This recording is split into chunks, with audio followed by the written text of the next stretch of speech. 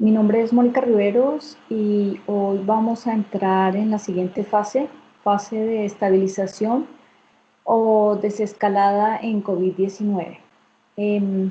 Como bien es sabido por todos nosotros, actualmente comenzamos una fase de desescalada que realmente no correspondería a una fase de estabilización. Em, Quisiéramos que fuera así, quisiéramos que se hubiera podido encontrar algún medicamento, alguna vacuna que pudiera contrarrestar este virus, pero actualmente continuamos con la zozobra con respecto a qué es lo que va a suceder después. En principio sí podríamos hablar de una fase de estabilización en términos de que la fase aguda, la primera fase, eh, ese primer ciclo ya lo terminamos eh, completamente, lo terminamos de vivir. No sabemos qué nos depara el futuro, pero en este instante estaríamos entrando en una fase de normalización, de estabilización. Dentro de la psicología de emergencias, esta fase tiene otras características que deben ser intervenidas de una manera diferente, teniendo en cuenta otras variables. De allí que para nosotros, los especialistas en psicología de emergencias, sea tan importante que se reconozca la actividad y la especialidad en emergencias. Esta es una pequeña invitación a conocer nuestro campo de acción y si tienen la oportunidad en este instante, con esta emergencia que estamos viviendo, de poder intervenir y ayudar, se los agradecemos mucho. Bueno, comencemos. ¿Qué entendemos por la fase de estabilización? Se entiende por la fase de estabilización el poder atender la situación psicológica dentro de una prevención ya secundaria, pasado el evento crítico. Evento crítico en este caso, digamos que la primera curva que se dio con respecto a la crisis del COVID-19. La estabilización también es entendida como todas medidas que enlacen un apoyo entre la fase aguda y el mediano o largo plazo que puede darse a partir de este momento de desescalada en los diferentes países. Y al mismo tiempo proporcionar ciertas medidas de seguridad reestructuradas o de reestructuración. ¿Qué buscamos? Buscamos volver a tener un piso que, donde la gente pueda confiar, donde la gente pueda reorganizarse, donde la gente pueda normalizar sus emociones y sus comportamientos, donde cada persona pueda revisar sus posibilidades individuales a futuro, de manera psicológica, física, económica, social. ¿Mm? ¿Dentro de qué tipo de procesos? Uno, confrontar el trauma. Eh, a muchas personas se les vio disparado un trastorno, a otras se le presentaron ciertos problemas de carácter personal, de pareja, intrafamiliar, social, laboral. Y bueno, la intención es en este momento lograr confrontar esa fase aguda. ¿Cómo? Buscando las fortalezas de cada individuo, activando sus recursos y regulando sus emociones. Entonces, ¿en qué consiste esta fase de estabilización? En superar el estado de excepción que hemos vivido, intentando retomar nuestra vida normal. ¿Cuáles serían las nuevas tareas? 1. Aprender de la experiencia vivida. 2. Cerrar el proceso esencial significativo. ¿Qué fue lo que vivimos? ¿Qué aprendimos a reconocer? ¿Qué nuevos valores revivimos, digámoslo así, por ejemplo? Y de esta manera potencializarlos para nuestro nuevo futuro.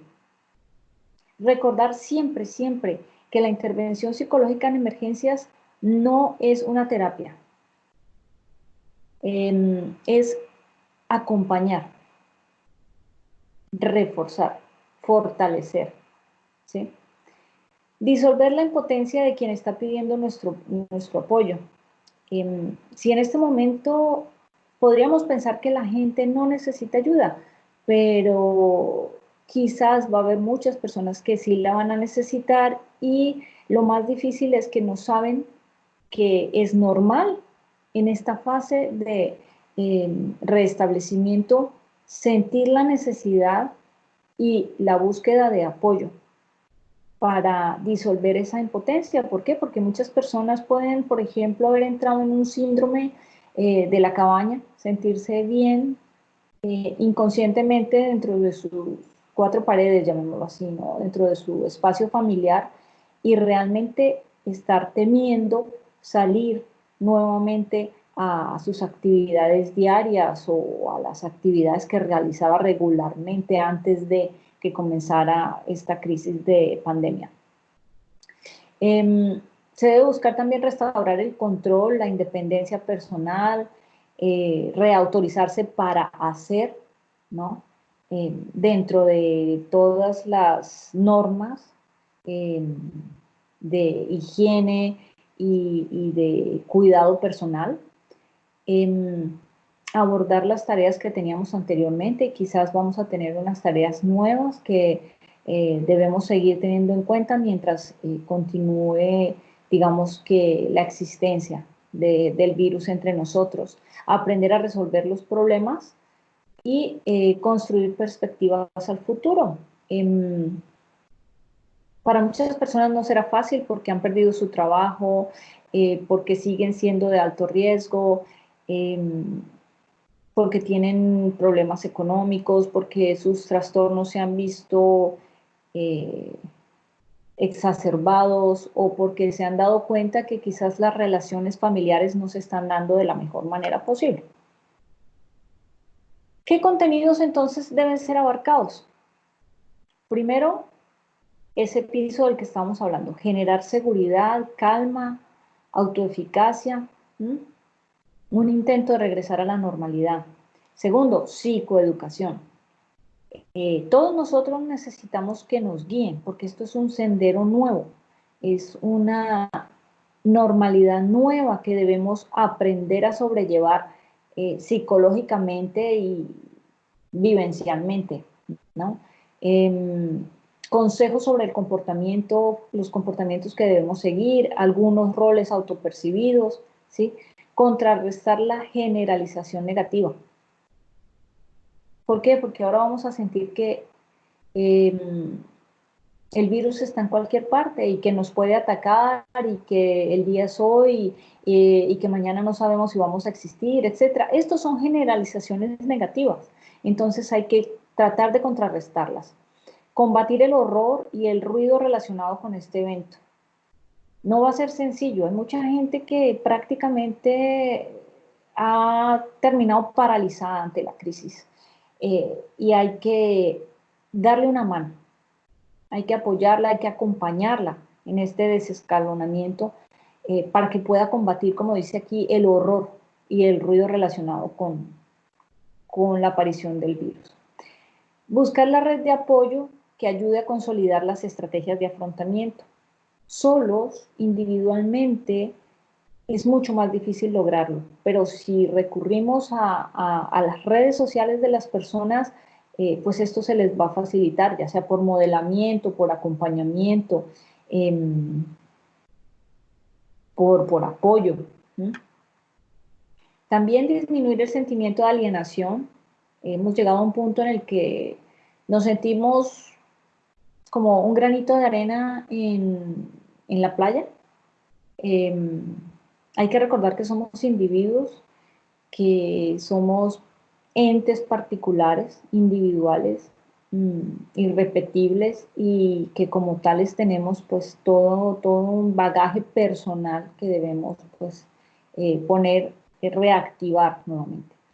Debemos conectarnos con los otros, desarrollar optimismo y esperanza, ¿sí? Esperanza en vacuna, en medicamentos, en que si vamos a tener que atravesar el COVID, pues que lo vamos a lograr, mostrar posibilidades de reactivación y destacar la efectividad de ponerse en marcha, ¿sí? El primer paso siempre es el más difícil, pero una vez se ha dado el primer paso, casi que la misma inercia nos lleva a dar el siguiente paso.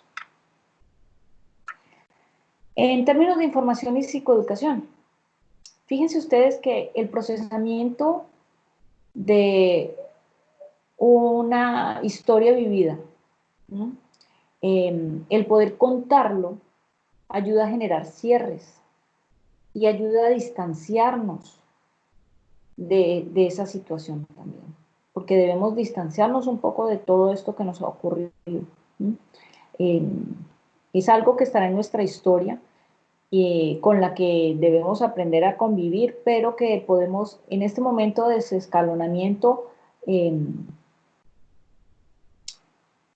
a asumirla de una manera diferente.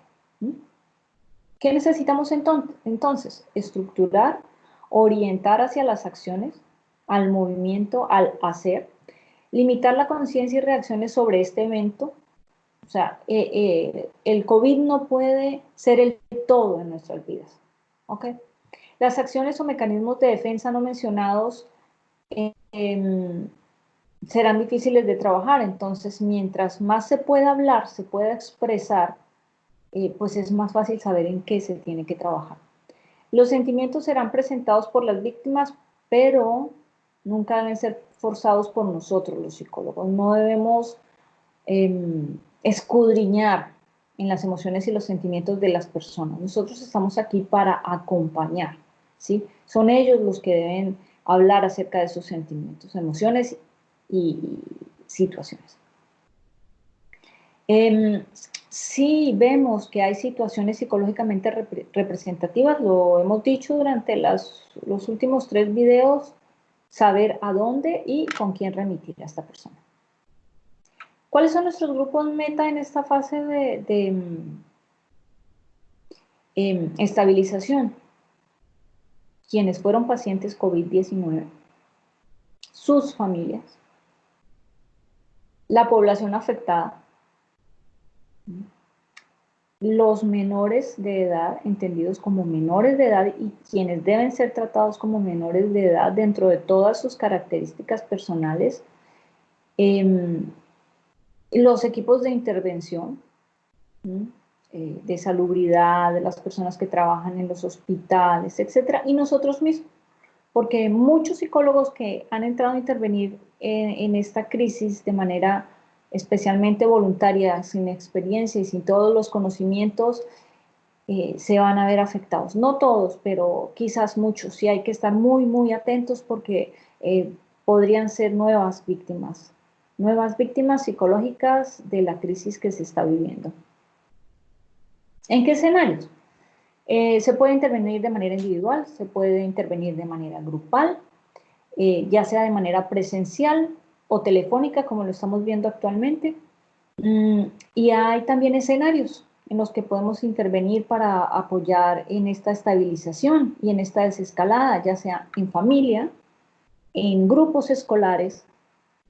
Los niños tienen muchas preguntas y van a tener muchas preguntas, sobre todo cuando su realidad nueva escolar no va a ser la misma a la de antes. En las empresas, porque algunos se quedan a trabajar en la oficina, otros pueden hacer teletrabajo, qué pasó con algunos compañeros de la empresa que no regresaron, etcétera. Y la misma manera en el hospital, porque hemos visto la importancia de la psicología de emergencias, por ejemplo, en las unidades de cuidados intensivos. Y de todas maneras también, digamos, como la angustia que se está presentando en los nuevos pacientes, por ejemplo, de emergencias, porque tienen miedo a adquirir el virus en las instituciones hospitalarias. Entonces, todos estos son nuevos escenarios de intervención. Esta psicología de emergencias a nosotros nos corresponde, dicen, la 4ª ola. No sabemos todavía cuál sería, digamos, la 2ª y la 3ª, pero somos la 4ª ola de intervención y bueno, estamos desde el principio y en este momento nos toca acompañar la desescalada. Frecuente reacción post-evento. en este momento, ¿qué se estaría esperando? Que las personas más afectadas sientan agotamiento, cansancio, a pesar de haber estado en cuarentena, ¿sí? Se da este tipo de situaciones, problemas de concentración, porque estamos a veces más ocupados por el COVID y por nuestros familiares que también están expuestos, que por concentrarnos en nuestro trabajo. Nerviosismo, inseguridad, eh, rabia, rabia por el evento, por su análisis, sus resultados, etcétera, tristeza, culpa, ¿no? Hemos hablado ya de la culpa durante varias presentaciones, problemas de sueño, se pueden dar pesadillas, recuerdos recurrentes, eh, retirarse de la vida social. Ya esta cuarentena nos obligó un poco a hacerlo, a distanciarnos físicamente. Esto podría llevarnos con el tiempo también a retirarnos un poco, no solamente física, sino socialmente. Buscamos una normalización. Esta es una palabra que siempre mencionamos los psicólogos de emergencias. Primero, hay que entender que las reacciones son normales. Todo lo que se está sintiendo es normal ante un evento anormal. Segundo, muchas personas han vivido el mismo evento. Esto también hace que pueda normalizarse la situación, o sea, entender que no solo somos nosotros quienes estamos sintiendo todo este tipo de cosas, o sea, nosotros como personas que hemos vivido la crisis del COVID, las reacciones regresan de nuevo solas. El cerebro aprende y aprende demasiado rápido. Entonces, podría generarse, por ejemplo, una angustia entre ciertos síntomas que no necesariamente tienen que determinar que alguien está pasando o presentando un COVID-19. La persona misma está en capacidad de acelerar su propio proceso de confrontación del evento. Esto hay que hacérselo entender a la gente. Cada uno de nosotros tiene sus recursos, como mencionábamos al principio, y sus fortalezas para sobrellevar la situación. Hay que explicar el afrontamiento del estrés sin relativizarlo, abrir el camino hacia el futuro próximo reestructurando. Y hay que rediseñar los sentimientos y las emociones. Esto dentro de un proceso de normalización. Estas frases son bastante importantes. En el afrontamiento, permitir hablar, como decía antes, genera un hilo entre la realidad y la imaginación que va a crear un lugar en la memoria. Entonces es importante hacer referencia a los hechos, a los sentimientos y a las emociones para poder generar historias sanas. Ustedes se van a dar cuenta que muchas veces cuando la gente va a hablar de lo que le ha sucedido, a expresar sus emociones y sus sentimientos, se van a generar historias sesgadas. Entonces hay que permitir generar realidades emocionales y históricas que ayuden en la memoria. Permanezcan hechos, no en reflexiones, justificaciones o discusiones. Es muy importante. Nosotros no somos coach, no somos consejeros en este proceso de apoyo en el COVID. No vamos a reflexionar, no vamos a justificar, no vamos a discutir sobre la situación. Vamos a hacer énfasis en los hechos y en el reforzamiento. Crea una estructura temporal, aquí y ahora. Ante la falta de claridad, es mejor analizar el conjunto. Si algo no encaja, hay que buscar la ficha que sí corresponde. El camino del evento y el tiempo, trabajarlo solo hasta el presente. Como ya lo hemos dicho, aquí y ahora. No forzar un proceso de apropiación. Lo mejor es ir con calma y al ritmo de las personas que piden nuestro apoyo. ¿Qué debe hacer cada persona? Nosotros debemos apoyar a las personas que buscan nuestra colaboración para que se tome el tiempo necesario para digerir todo esto, el tiempo para retomar su ritmo propio, para que pueda ponerse pequeñas metas y rutinas. Es un comenzar de nuevo. Para que pueda dormir y comer bien. Realizar actividades corporales, un deporte, yoga, etcétera, es definitivamente primordial. Apoyarse en su red social y familiar, como lo habíamos dicho, activar esa red, tomarse un tiempo personal e involucrarse en otras actividades. ¿Qué debemos evitar? Debemos evitar algunos errores y para ello hay que actuar tranquila y de forma concentrada. Cada persona es un mundo distinto, esto no es un recetario. Si vamos a ayudar, hay que ayudar a cada persona. Por eso yo me dirijo más hacia ustedes, colegas, como referentes. Porque aquí no se puede decir qué se debe hacer con cada persona. Esto es solamente para poder analizar el contexto. ¿Ok? Cada persona tiene necesidades, experiencias y hábitos diferentes. Otro punto importante para evitar errores es informarse bien. ¿Cuál es la fase que nos corresponde ahora? ¿Cuáles son las posibles causas y consecuencias? Y saber responder preguntas. Permanecer en el tiempo presente siempre, siempre. Hable sobre hechos, aclare dudas, planifique actividades y estructurar tareas. Al mismo tiempo, mantenga siempre la vista en factores de riesgo. Relativice los comportamientos que puedan ser problemáticos. Hay que saberlos entender muy bien. Ofrezca alternativas, active el contacto social e informe sobre posibilidades de apoyo. Siempre. Números de referencia, etc. ¿Cuáles son los tres grupos de riesgo que mencionaba hace un par de segundos? Uno, quien haya presenciado directamente la exposición al virus, ya sea de forma personal, de forma familiar, en términos de amistades, en términos de personas a las que se ha socorrido. Quien haya sido infectado también es un grupo de riesgo en este momento de desescalada. Las personas que hayan estado relacionadas con fallecidos o enfermos. No podemos pensar que ya llegó la desescalada, entonces todo el mundo está divinamente. Los familiares de los afectados, quienes presenten pensamientos depresivos o ideación suicida, mucho cuidado con esto, mucho cuidado con esta parte.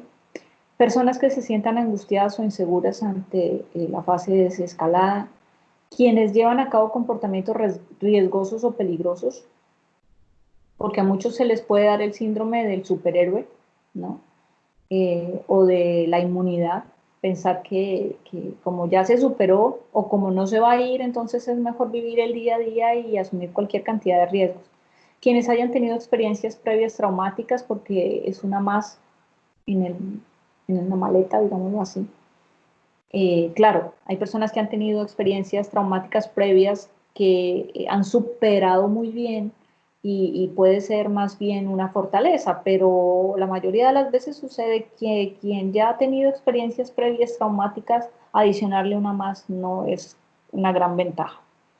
Quienes se encuentren viviendo otras situaciones difíciles colaterales, pérdida de trabajo, por ejemplo, estigmatización porque sufrió COVID o porque alguno de sus familiares ha sufrido COVID, rompimiento de pareja, maltrato intrafamiliar. Bueno, hay una serie de dificultades colaterales que si las anexamos a la situación actual, pues obviamente va a hacer que esta persona esté dentro de un grupo de riesgo al cual debemos prestar mayor atención en fase de estabilización. Quienes posean carga socioeconómica nueva y alta, resultado de esta pandemia. En conclusión, debemos promover una buena comunicación, una comunicación clara, contener rumores y falsa información. Siempre hay que estar muy bien informado con respecto a todo lo que compete al COVID y a la desescalada. Intervención en fase de estabilización dentro de los primeros 10 días es el ideal para que no quede, digamos, registrado directamente en el cerebro. Asumir a tiempo estas medidas, provocar estabilizar, evaluar continuamente de ser posible, distribuir medidas de contención, focalizar la comunicación, generar operaciones de mantenimiento, iniciar reparación y reiniciación. Todo esto tiene que ver con fase de estabilización. Así que no es sencillo, pero es bastante viable y sí podemos apoyar a las personas, especialmente de los grupos de alto riesgo. Grupos de alto riesgo no me refiero a edad o enfermedades comórbidas, o sea, no hablo del COVID, hablo del factor psicológico. Tener en cuenta también complicaciones en duelo. Muchas personas perdieron algún familiar y no podemos pues decir hay desescalada y ya todo termina aquí. Hay muchas personas que no volvieron a ver a sus familiares, que no tuvieron la posibilidad de despedirse, que no tuvieron la posibilidad de llevar a cabo un ritual para despedirse. Entonces hay que revisar el acontecimiento, el estrés que generó esta separación, los síntomas a nivel comportamental, afectivo, social, conductual, emocional. También dentro de estas complicaciones, ver si existe una falta de sentido de vida. Cuando mencionan, ¿no? Es que ya falleció mi pareja, no le encuentro sentido a esto, ¿no? O mi madre, ¿no? Dificultad para aceptar la muerte, evitar los recuerdos, cuando dicen, no, tengo mucho trabajo, no quiero pensar en eso, incapacidad para restablecer la confianza en otros, igualmente amargura, ira, dificultad para continuar, para dar ese paso para seguir adelante, presentar sordera emocional sobre la pérdida, no querer hablar sobre este asunto, sentimientos de vida vacía, ya nada importa, sentimiento de incredulidad y choque, o sea, esto no puede estar pasando, o sea, a mí me van a devolver a mi familiar, o sea, tiene que ser un error, él tiene que estar en algún hospital, por ejemplo. De igual manera, dentro de los factores que mencionábamos anteriormente, el criterio de tiempo, los impedimentos psicosociales y el diagnóstico diferencial desencadenado. Todos estos son factores que entran a sopesar en términos de duelo y hay que tenerlos siempre en la mira. También existe el inventario de complicaciones en dolor. Sería bastante importante tenerlo a la mano en estos momentos donde hemos tenido tantas personas involucradas en fallecimientos, porque por cada fallecimiento podemos multiplicarlo por 5 o por 10 personas que se han visto afectadas en su proceso de duelo. Y para finalizar, quiero recordar unos parámetros que hacen una diferencia entre tristeza y depresión, que muchas veces nosotros mismos las olvidamos. Una situación es estar triste por una pérdida, otra cosa es estar generando, por ejemplo, una depresión. Entre la tristeza está sentir vacío y sentimiento de pérdida. Sentir que el dolor va disminuyendo día a día. Esa tristeza va acompañada de emociones, que hay intensos pensamientos sobre el fallecido, pero de todas maneras hay una buena autoestima y hay un deseo de mantener la relación, los recuerdos, ¿no? La historia vivida. Mientras que en la depresión vamos a encontrar que hay una imposibilidad de percibir alegría, por ejemplo. Es de larga duración, no se desea vivir, hay sentimiento de infortunio y pena, autocrítica, culpabilización, pesimismo, pensamientos melancólicos y al mismo tiempo un sentimiento de no valor hacia sí mismo. Entonces, esto nos puede dar unos parámetros de quién está llevando a cabo la elaboración de un duelo normal y quién podría estar exacerbando más bien una depresión. Bueno, espero haber podido con esta nueva entrega apoyar en este proceso. Estamos en desescalamiento. Esperemos que fuera una estabilización que no nos lleve nuevamente a otra curva, a otras medidas de contención.